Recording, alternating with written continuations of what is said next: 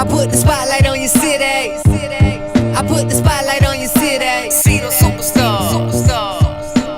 Hollywood to Hollywood. Girl, you look good. Yeah, they hollering, baby. I keep modeling, baby. ATLD. I put the spotlight on your city. Carolina, Philly. I put the spotlight on your city.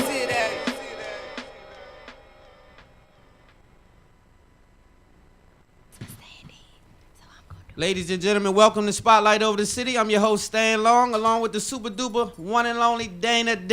Hey, what's up, everybody? Oh. Thanks for tuning in. Before we forget, also we have our special yeah. in the split, in the cut, over there in the cut, Sassi Whayz. You already know who you familiar. You guys are familiar. Welcome to the show. We have an amazing show today. We're spotlighting on Domestic Violence Awareness Month. Of course, you guys know that is this month.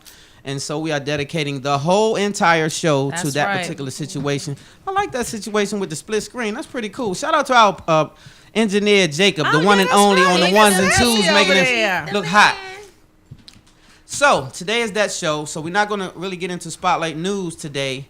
But I will just say this. I'm going to touch on this one subject, and then we're going to keep it moving real quick. We won't have a lot of time for it.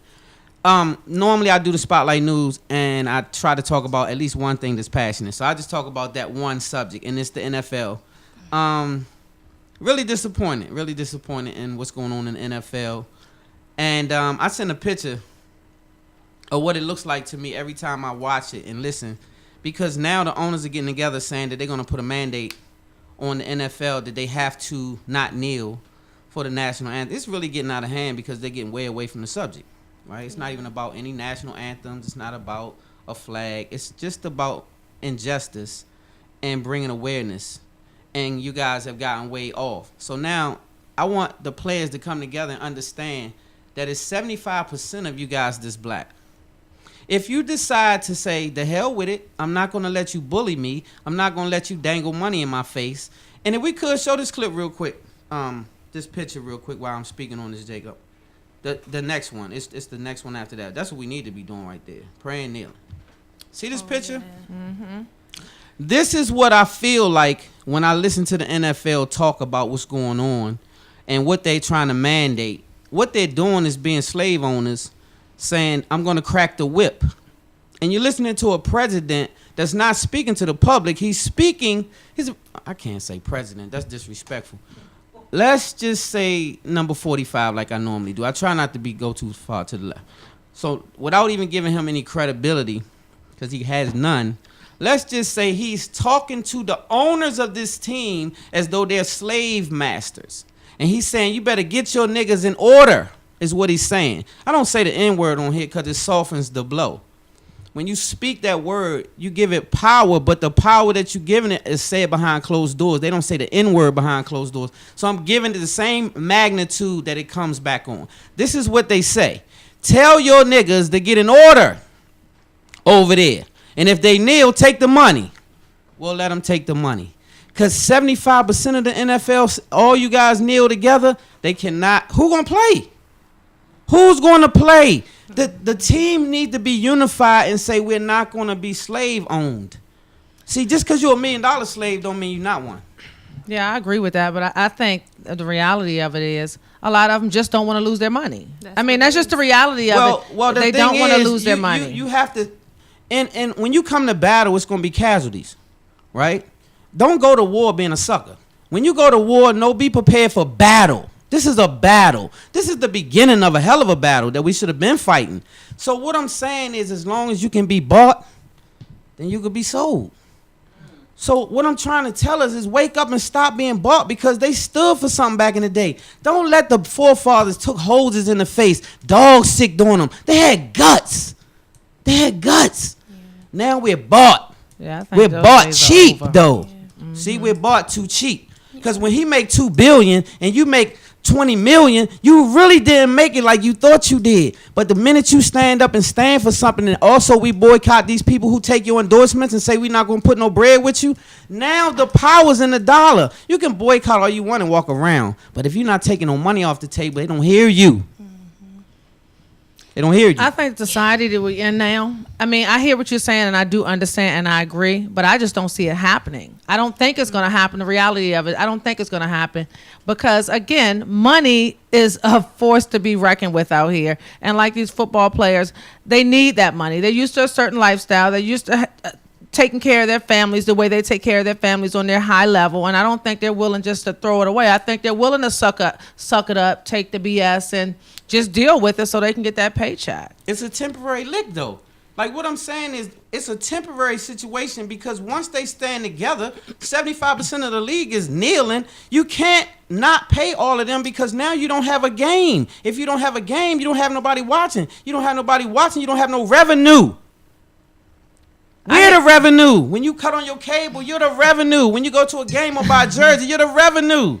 But they're not thinking like that because, like they're they not said, at all. money is the root of all evil, and money money is not the root of all evil, to sweetheart. The some. love Yeah, of money the love is of the money. root of all evil. I agree. You can get the bag. Yeah, you bag. can get the bag, but you got to understand, like with the things that's happening today with social media, with reality TV, they looking at, okay, well, if I'm doing this, I can do this, and I can do that, and I can do that. So they're thinking about the chain of coin. They're thinking about the shoe endorsements. They're thinking about the T-shirts. They're thinking about MTV. They're thinking about VH1. I get it, baby. I understand where agree you're with coming you. from. I understand what you and Dayne are saying.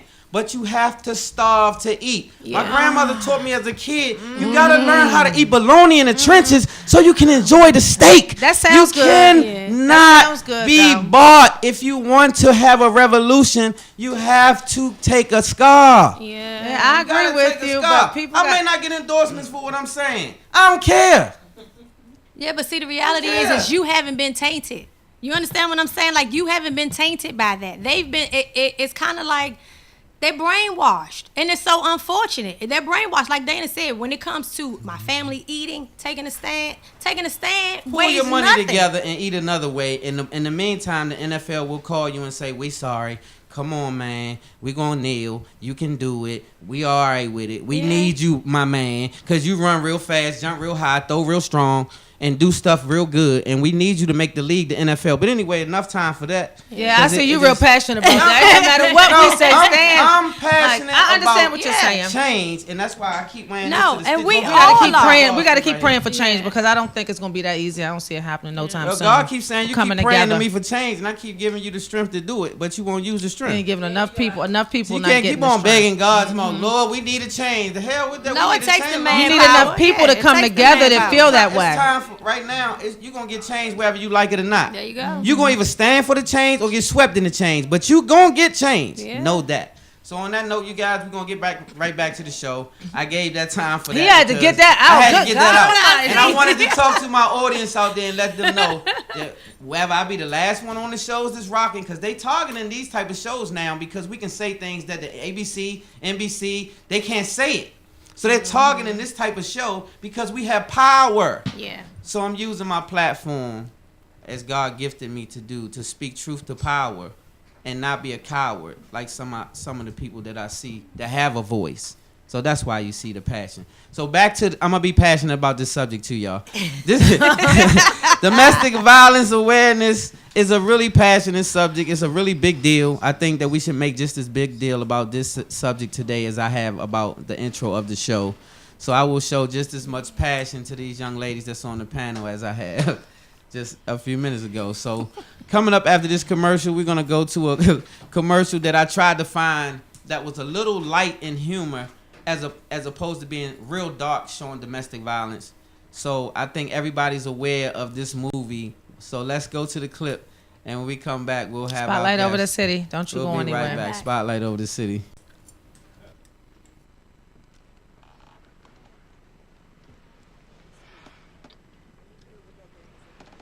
Hey, Come on, Ike. oh, now what you doing? Trying to get some sleep. Hey, with that chocolate bar, don't get on your suit. Hey, come on, man. I'm trying to get. Where you going? Hey, what's wrong? Hey, Ann, you better come back over here so I can get some sleep now. Go straight to hell, Ike. Hey, Ann, where you going? Come on now, get in the car now. Talking about taxi. Look, you ain't going shopping. You want to go shopping? I had a man take you shopping. Woman, I tell you, get your ass in this car. I ain't playing with you, man. Hey, call me when you're ready to go to sound check. Yeah, don't worry about it now. Make sure everybody be there when it's supposed to be. All right. Come on. What's wrong with you? Talking to me like that? Huh? What'd you say? Don't start with me. I ain't in the mood today, all right? You ain't in the mood? Don't you ever talk to me like that again. You hear me? Huh? You hear me? Sure, you don't never talk to me like that no more. Come here. No, Come here. What? Huh? no. Let me show you something. No. Talk to me like that again, huh? All right. Go.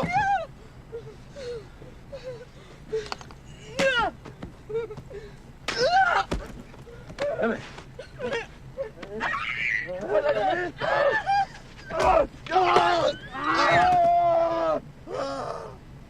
That's your best shot. Huh? You can't do no better than that? Come on. Come on.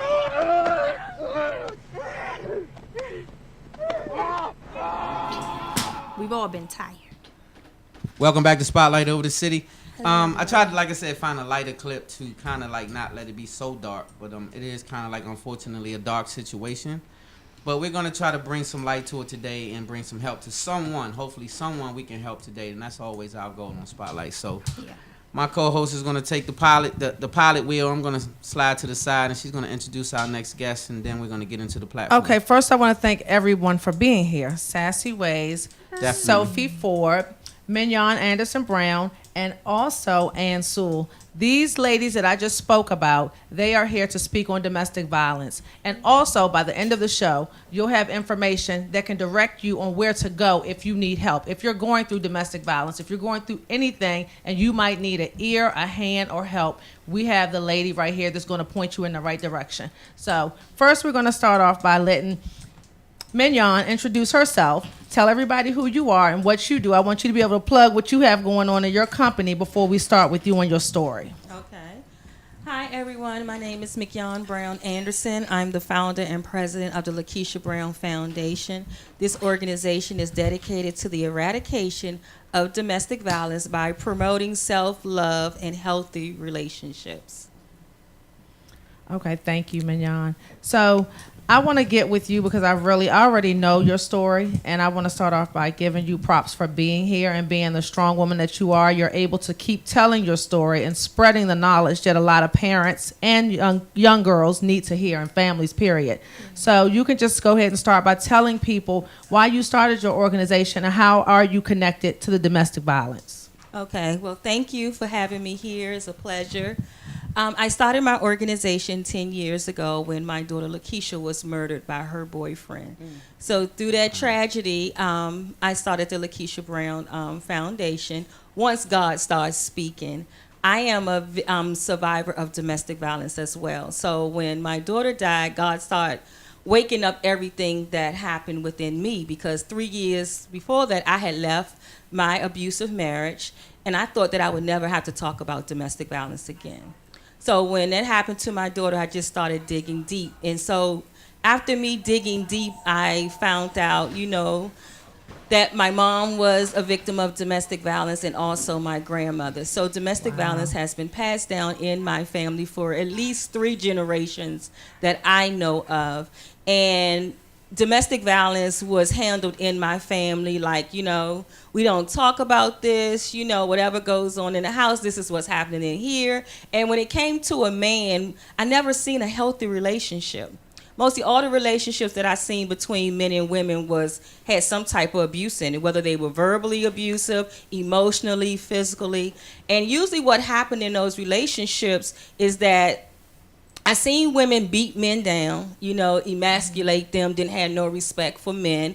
And then men who beat on women and who even verbally abused women. But then after all that happened, then what came was the gifts. I would see these men buy these same women gifts to make up. There was houses being bought and cars being bought and different things. And so me growing up in that environment, I'm thinking this is what it is. And so I started dating. And at 16 is when I had my first domestic violence relationship.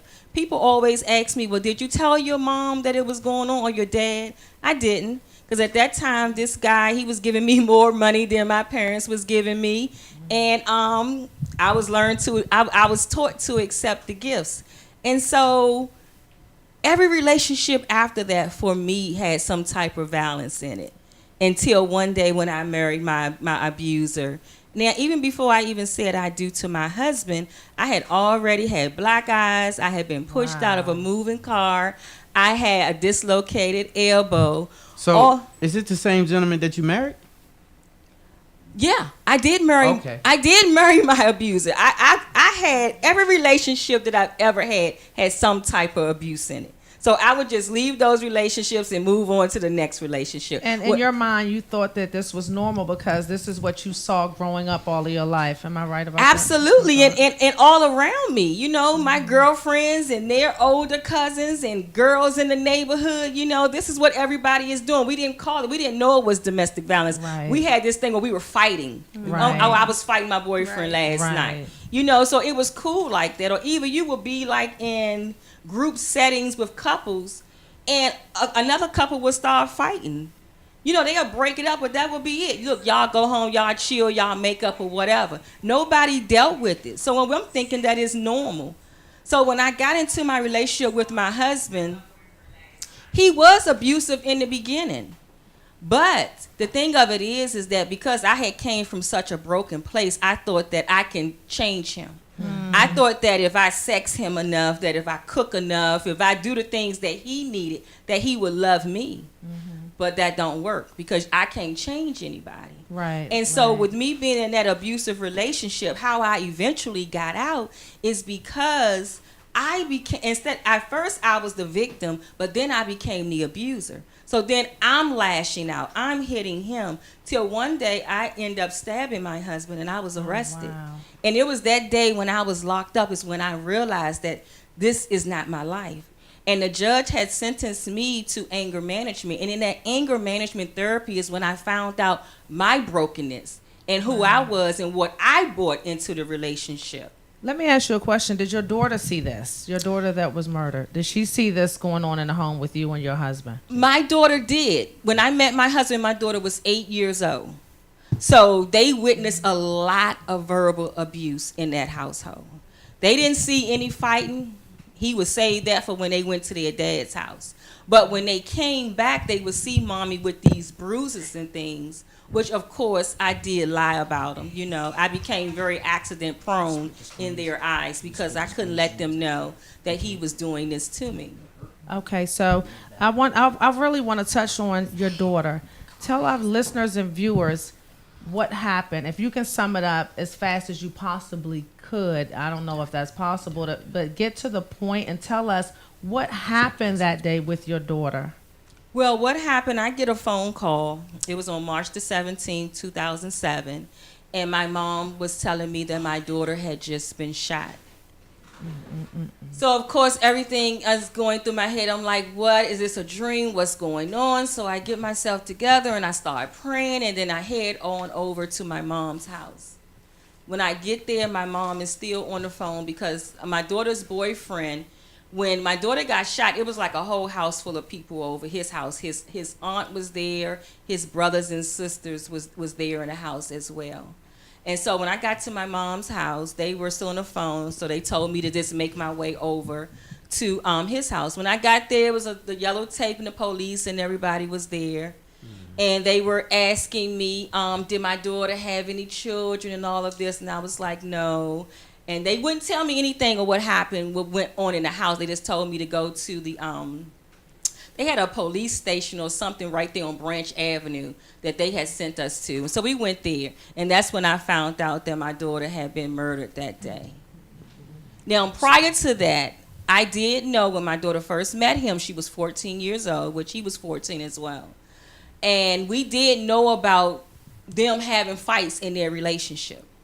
So we got involved, me, her dad, and my husband. Even though I was being abused, we still got involved, got his mother involved, and also the 7th District Police Department. Well, for some strange reason, I'm thinking that the abuse stopped because I never seen it anymore. I never witnessed, never got any more stories about it or anything. But come to find out is that it was still happening, but it was happening around other people who decided not to tell me. The day that my daughter died, everybody had a story of abuse of what she went through. People were telling me that she had a black eye. I never seen my daughter with a black eye.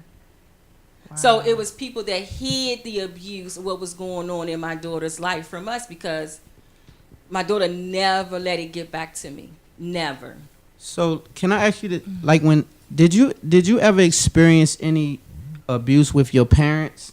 Like, did you witness your parents growing up in abusive situations at all? No. What happened, my mom left my dad when I was 3 years old. I never seen my mother be abused by her man. It was moving into my grandmother's house. My grandfather was abusive. So I've seen a lot of verbal abuse from him because he was an alcoholic, and other family members and friends. My mother never.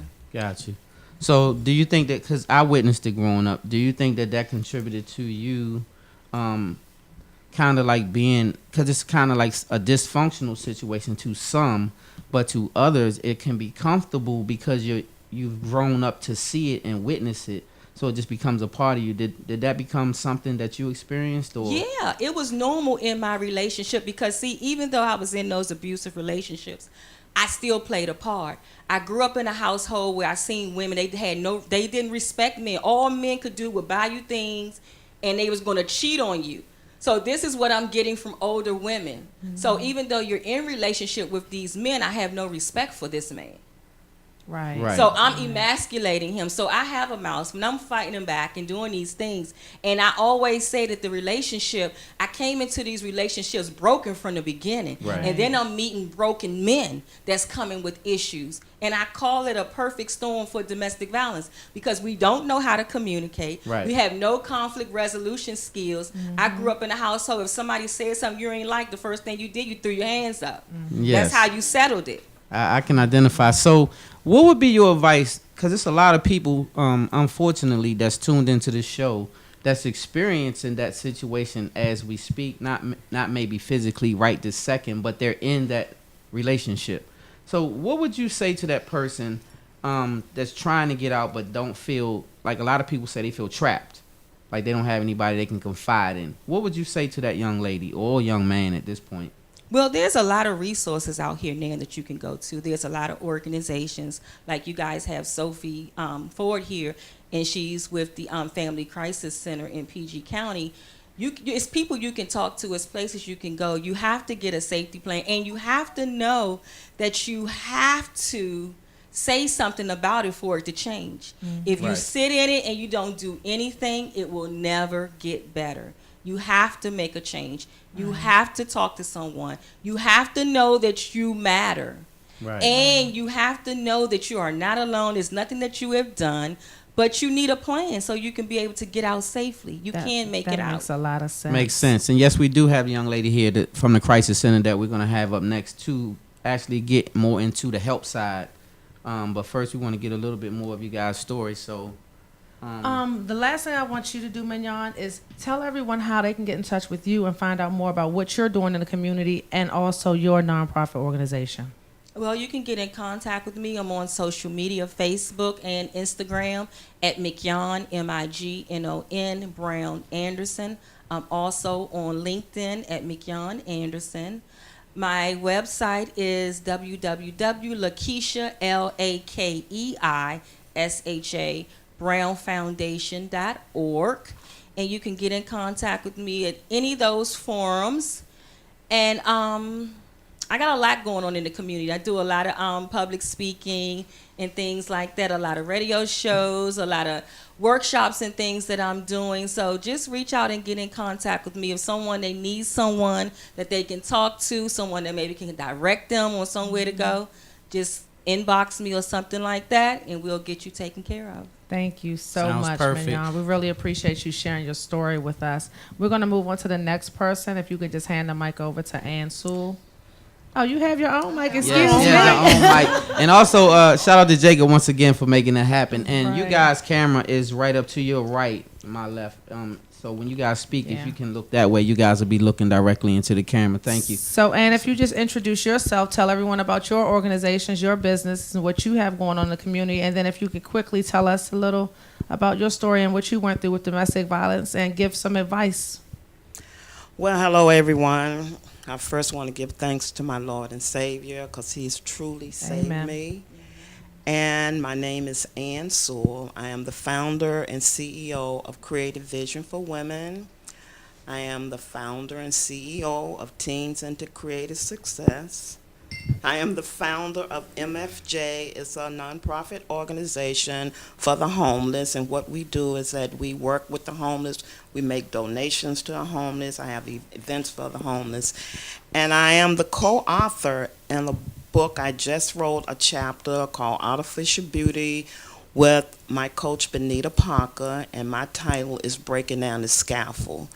And that basically tells about my abuse.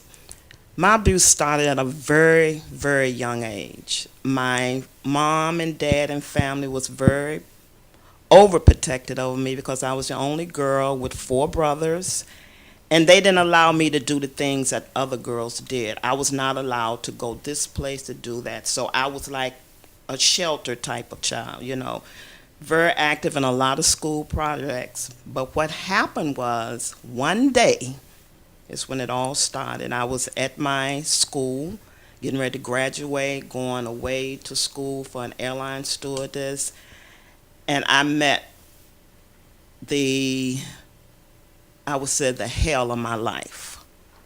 He was fine as wine, he had a big, nice car, and he chose me.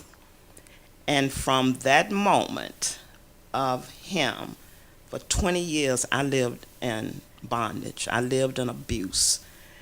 It became to the point where I thought it was the way of living. It felt good. It honestly did, because I didn't know how to get out of it. I tried, but I would always go back because of the money, the finer things, the house, the taking care of the car every year. I was 19 years old and I was driving a Mercedes. So, Ann, let me ask you a question. Did you see this type of abuse in your home, or did you not see this abuse in the home? Well, the type of abuse that was in my home was love abuse.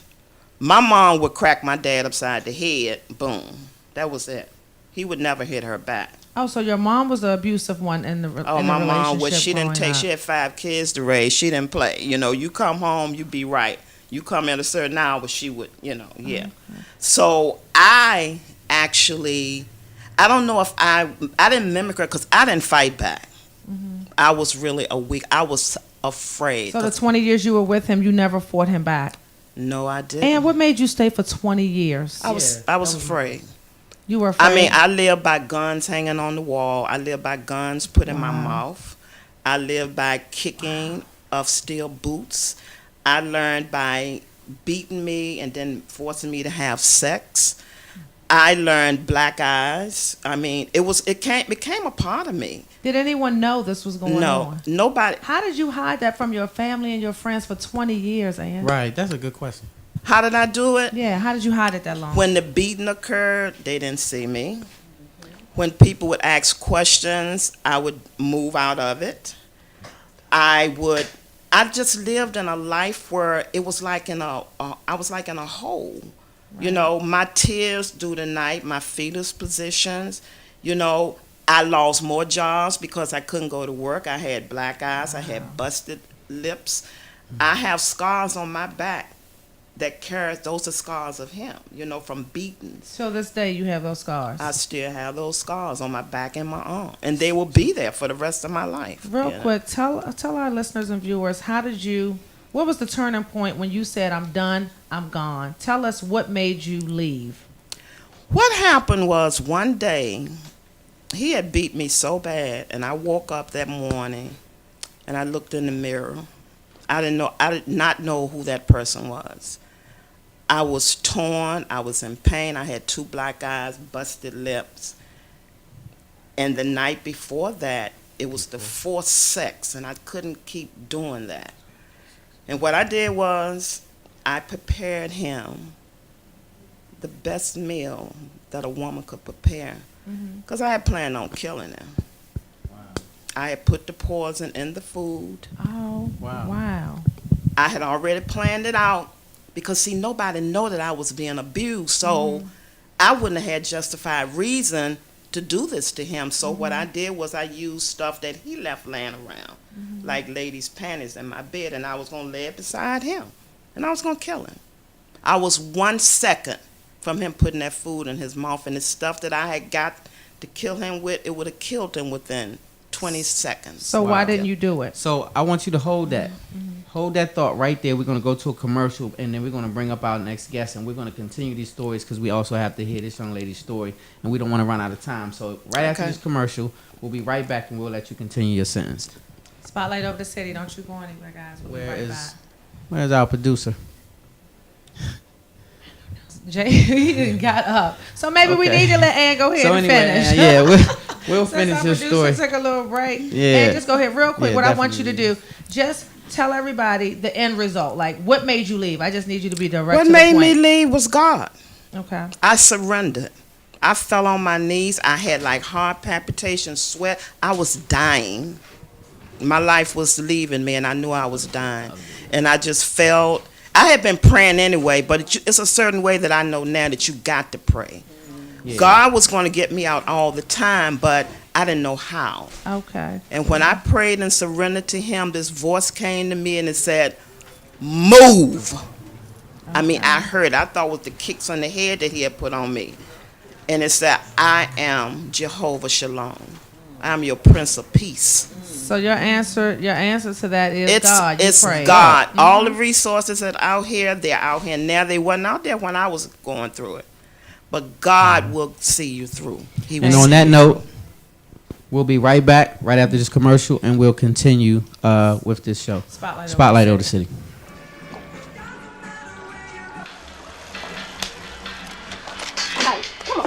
Come on, take a break. Take a break? What you talking about take a break? I ain't got no time to take a break. I got to work, man. I got to write these songs. Sue Records, motherfuckers been after me about these songs for 6 months. You know how much money I owe Sue Records? What you mean, old Sue Records? Much as we were, they always giving you stacks of cash whenever we do a show. I know I don't spend it. Oh, no? But what about what all them wigs and wardrobe and whatnot you got in the back there, huh? What about the way you got this place decked out, huh? All this furniture, that fish tank, the sofas, that fountain and shit. That shit costs money, Anime. I got to pay the girls and I got to pay the band. And on top of that, I'm trying to build us a studio. You know you want the studio. And I'd have it by now if you would sing the songs the way I tell you to sing them, Anime. God damn. That's what I've been trying to do, right? I mean, but they all sound like the same, you know? What? I ain't hear you. What you say? I ain't hear you. I ain't hear you. What you say? I said, I mean, not exactly, you know.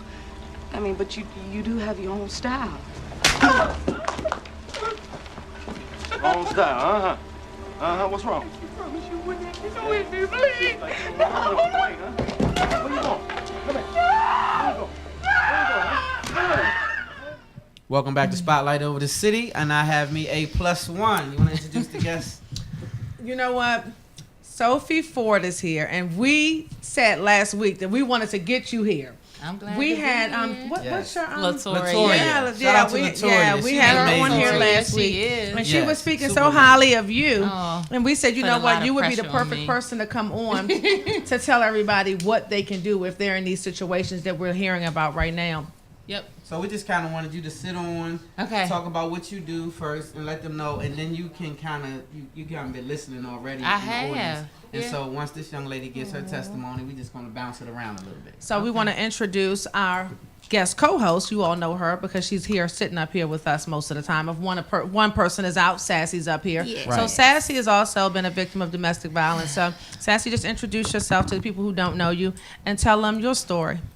Hello, everybody. I am Sassi Whayz, and domestic violence for me goes back to childhood. I actually used to watch my dad beat my mom, and now that I'm older and my story is out, I've learned that it was a family thing. You know, my grandmother was abused by my grandfather. She left New York, came down here to get away from him. Aunts were abused also, but, you know, like Mignon said, it's something that what's done in the house stays in the house. So I wasn't forewarned by others. I just, you know, used to see my dad beat my mom, and I actually equated that to love. Oddly enough, it's like, oh, if he doesn't hit me or if he doesn't yell at me, he doesn't love me. So it was something that I was taught unknowingly. You know what I mean? Like when you're a kid, you don't realize that you retain these things and it becomes the norm for you. So I was married to my ex-husband for 12 years, and a lot of it was abusive, verbally abusive, emotionally abusive, and physically abusive.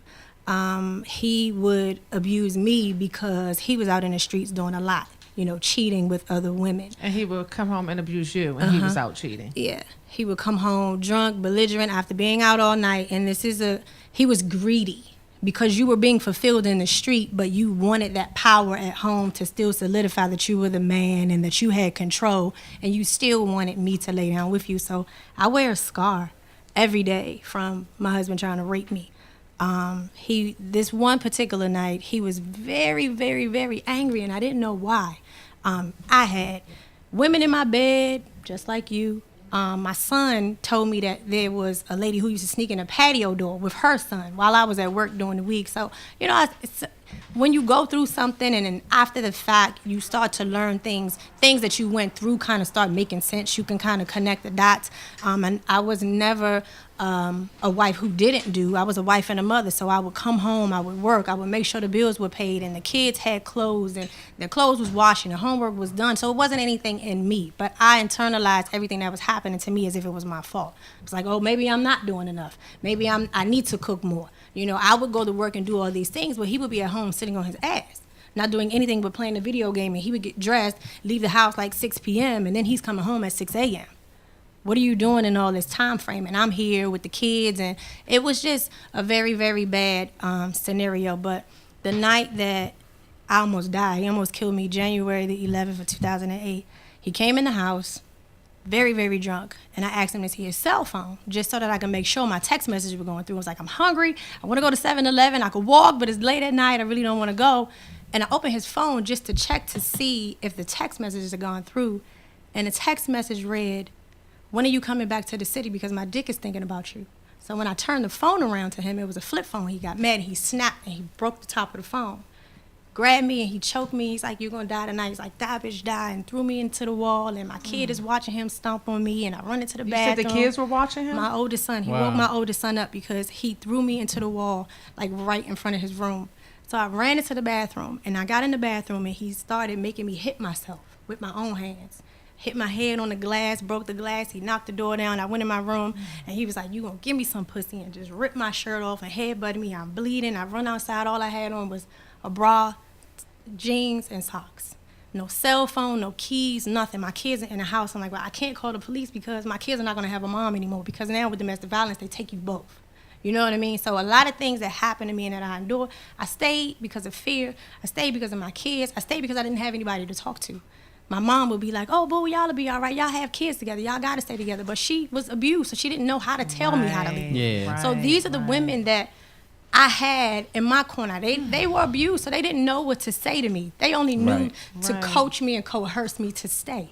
You know what I mean? They did. That's because that's what they did. And it wasn't a thing that was spoken about. So I didn't know these organizations existed. Right. I just went through alone. I'm like, I can't talk to my friends. My friends don't understand. Everybody retracted back from me because this guy was very mean, very negative, and very nasty. So I didn't have my friends because they didn't understand.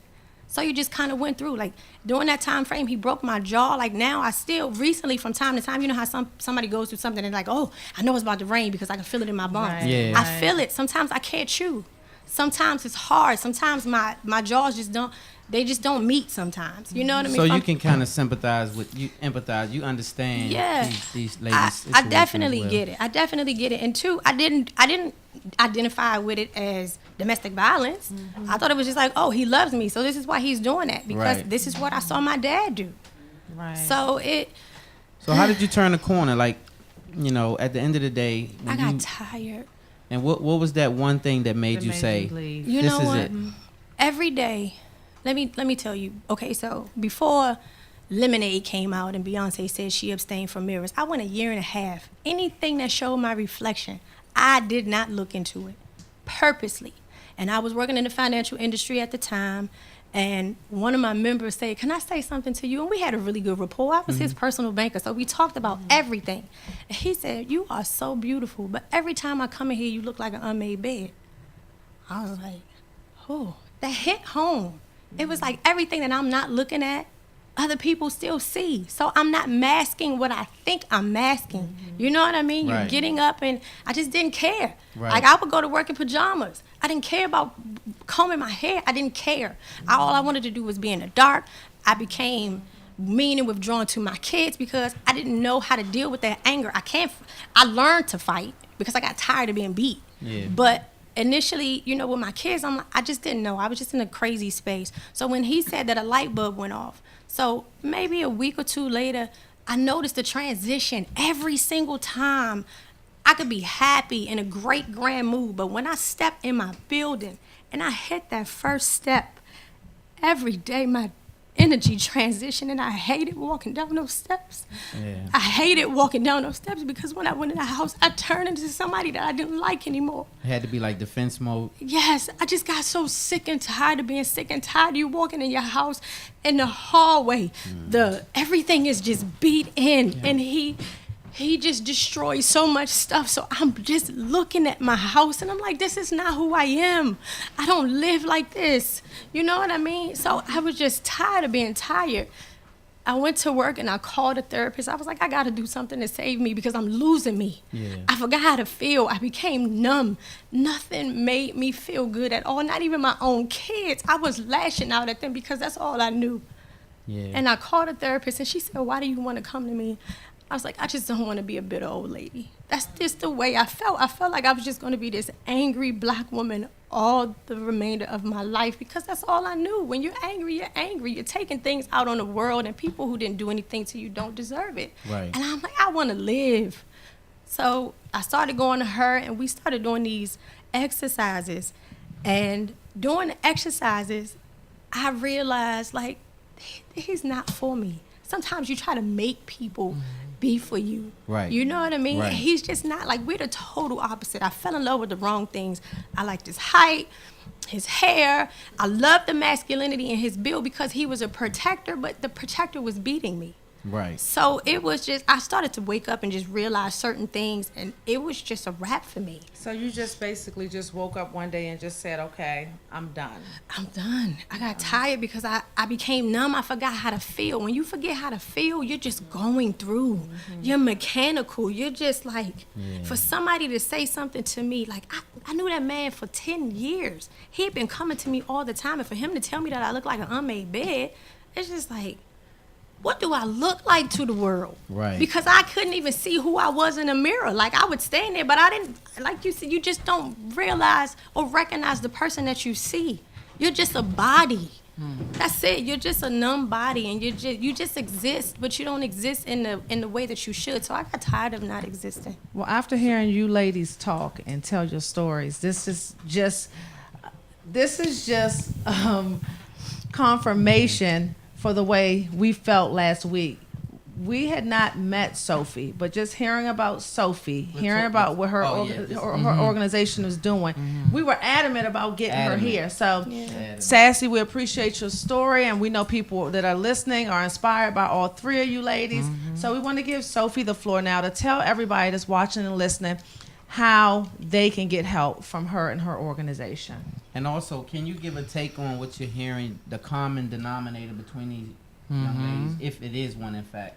Can you kind of touch on, from your professional standpoint, what you see, and then maybe give us some solutions so these young ladies have something to take away? Yep. So first, thank you, and thanks to you.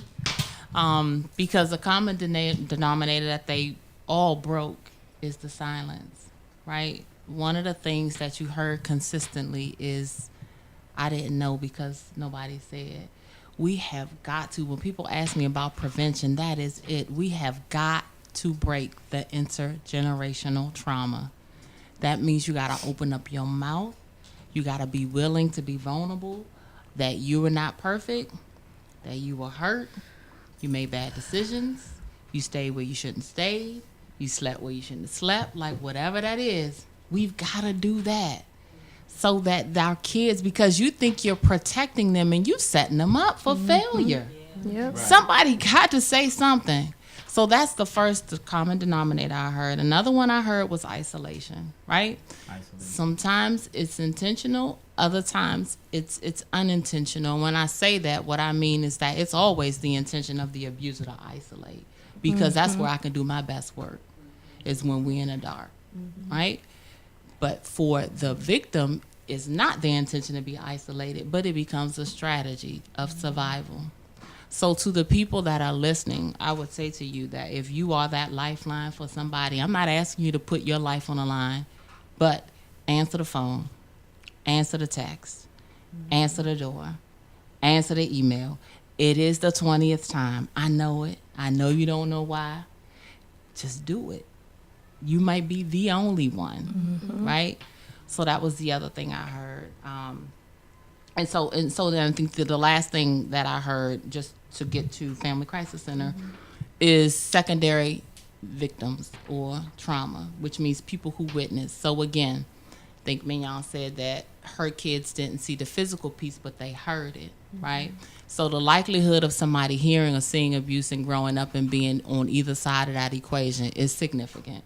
So if you think, again, your kids are not checking on it, they don't receive it, and they don't get it, you're wrong.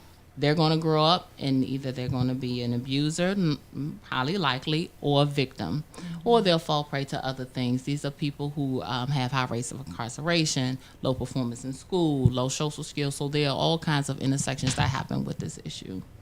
So at Family Crisis Center, what we do is we try to arrest that issue. And how we do that is we provide emergency shelter.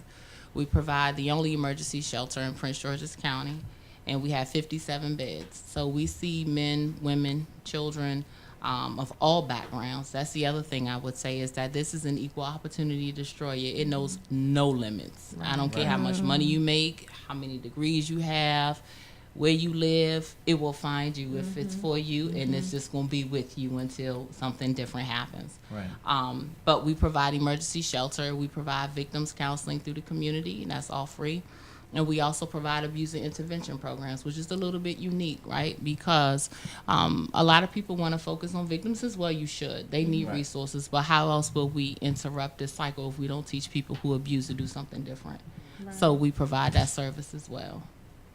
Right. Okay.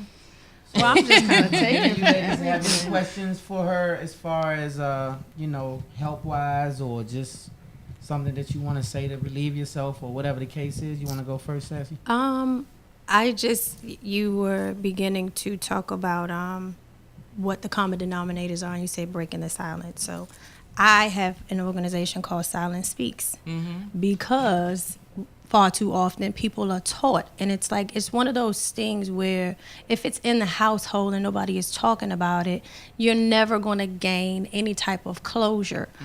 So I want to start a campaign on speaking. Far too often we wait, not us in particular, but many people wait to capitalize when October rolls around, from October 1st to October 31st, and it's so oversaturated, and it almost makes me, as a victim, I'm like, I don't even want to deal with it, because it's just too oversaturated. And it's not that I don't want to help, but so many people focus in and key in on it as if it's like, I don't even know the word that I'm looking for, but it just becomes trendy. It's popular. Yeah, it becomes very trendy. So I want to run a campaign that is indefinite. You know what I mean? Because people are, it's happening every day. So I would love to join forces with organizations such as yourself, or such as you guys, just to bring that to the forefront. It's many people that are out here who don't know. So a lot of people key in and hone in, like, okay, October is coming, so now I'm going to get the resources to give my friend, or to give my sister, or to give my mother. And it's like, no, these organizations are out all year, but nobody really pays attention to them until this month. So how do we combat that?